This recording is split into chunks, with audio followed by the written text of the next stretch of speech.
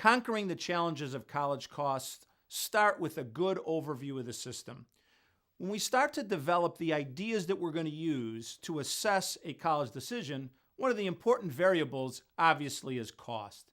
So to get a sense of what cost means, we really need to understand how we define cost. Defining cost oftentimes depends on who you're speaking with. If you talk to somebody in the financial aid community, they'll use terminology like cost of attendance or total cost. This is a very comprehensive view of that idea. It'll take everything into effect: tuition and fees, room and board, books, supplies, personal miscellaneous expenses, transportation. And then you'll see some other terminology: direct cost. Direct cost simply would be sticker price. If you were to receive nothing in financial aid, what would be your bill? What is the direct cost? Tuition and fees if the student lives at home. Tuition and fees and room and board if the student lives on a college campus. But I would like to suggest to you that the most important element that you're really looking for is out-of-pocket cost, net cost. What will you pay out of pocket, knowing that different people pay different amounts at the same institution? So how does that work? It starts by understanding this big picture that is called federal methodology, a method that's been established to calculate need based on a very simple mathematical equation. And that is, you take that cost of attendance, that big picture total cost, and from that you subtract a number. Now, the government has terminology for this number. They call this your EFC, your expected family contribution. Here often is where people get confused. What is EFC? EFC is not what you pay, and it's certainly not what you can afford. Indeed, the best way for you to understand expected family contribution is to think of it simply as an index number that determines your eligibility for programs. So this EFC is determined when a family files the free application for federal student aid, the FAFSA form. Now, this form cannot be filed until after January 1st of your son or daughter's senior year or the year that they'll be going to college. What happens is that FAFSA information goes to a processor. The processor does this calculation called EFC, and then they send that number to every college you list on this FAFSA form. So if your son or daughter is considering multiple colleges, you don't file multiple FAFSAs, you file the one FAFSA and list all the schools. So let's assume that one's EFC number is low, very low. All of the programs that you see on the screen are then potentially made available to families with this very low EFC number. A program like a federal grant called the Pell Grant. If you have an EFC of $4,600 or lower, you may be eligible for $5,000 or more of free money. A program called Academic Competitiveness Grant. If you come from a rigorous high school program and you're Pell eligible, you get more money than what Pell allows, or you could get more money than what Pell allows in this program called ACG. Again, those very needy families can even get supplemental money in the SEOG program. And then you have the possibility, if you have a low EFC, it could be higher than $4,600 in some states, but a relatively low EFC, usually $10,000 or lower, that you might be eligible for grants from your state agency, as long as you attend a school in your particular state. We also have a very attractive student loan program called Perkins. This is federal money that goes directly to the colleges, and then it's up to the colleges to place those into certain financial aid packages. And then two types of Stafford loans: subsidized federal Stafford loans and unsubsidized. Now, I'm going to be speaking about a lot of these programs, especially the student loan programs, in a later seminar. But the point I want to make is all of these programs are going to be determined by your EFC number. The lower the number, the more programs that one might be eligible for. The higher the number, the lower number of programs. Know this, however, every family, regardless of income and assets, is eligible for this unsubsidized federal Stafford loan. So, if I could take a few minutes, what I want to do is just review those loan programs. We basically talked about 3 loans: the Perkins loan and 2 types of Stafford loan.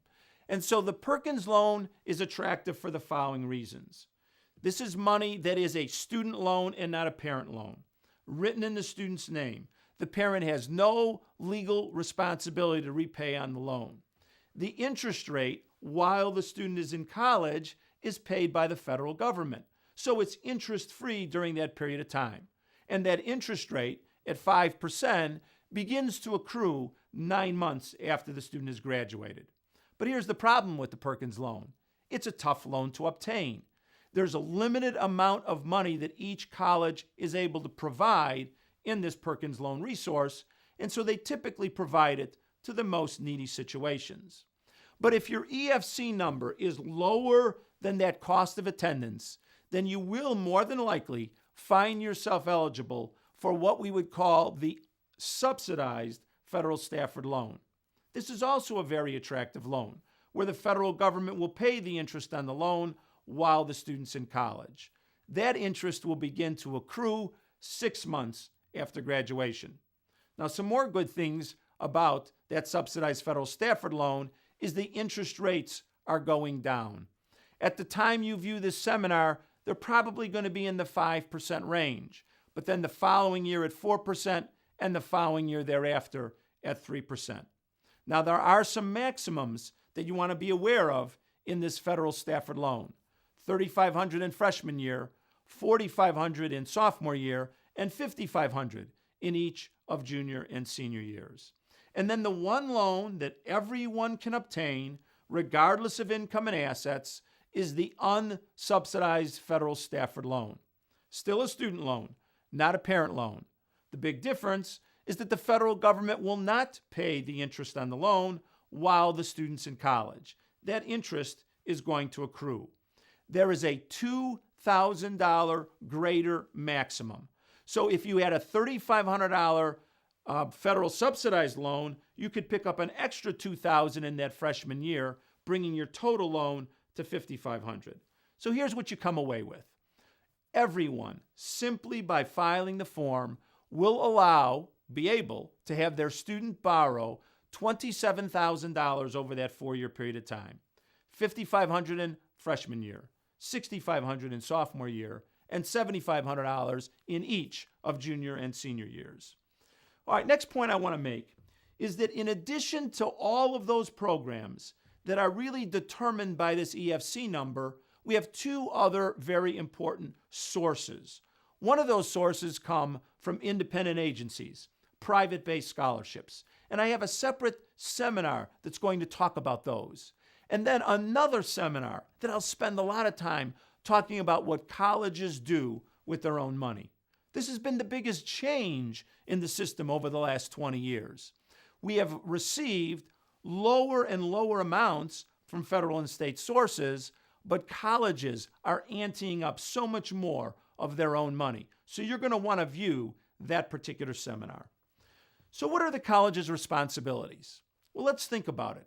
The student applies for admission, and the first college responsibility is the college determines that they're going to accept the student, and they send out to the student an acceptance letter.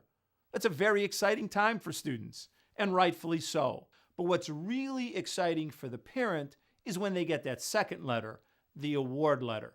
The student applies, they've been accepted, you file the FAFSA, all of the other information the colleges are looking for, and you get this award letter, a letter that will help you determine your actual out-of-pocket cost at each of the schools.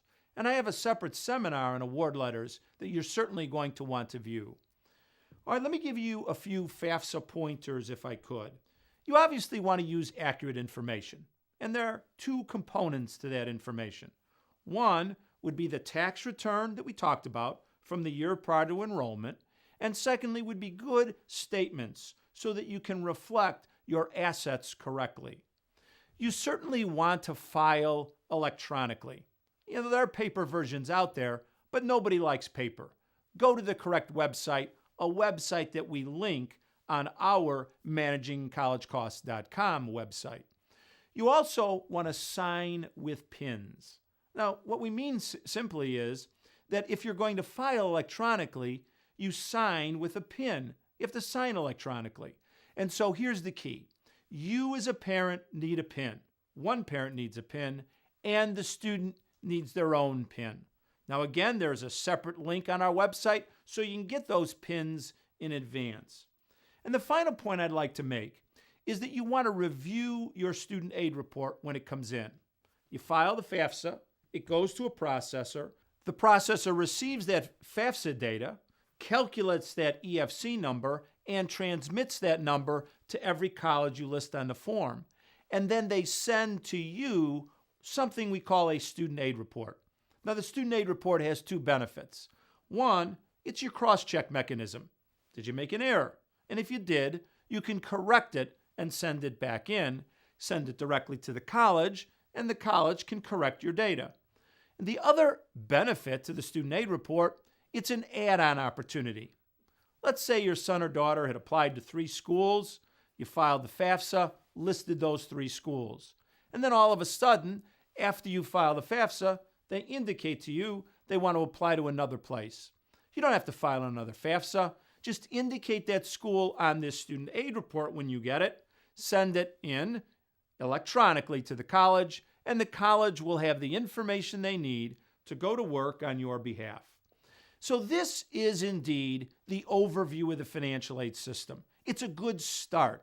It'll begin the process of you conquering your college costs.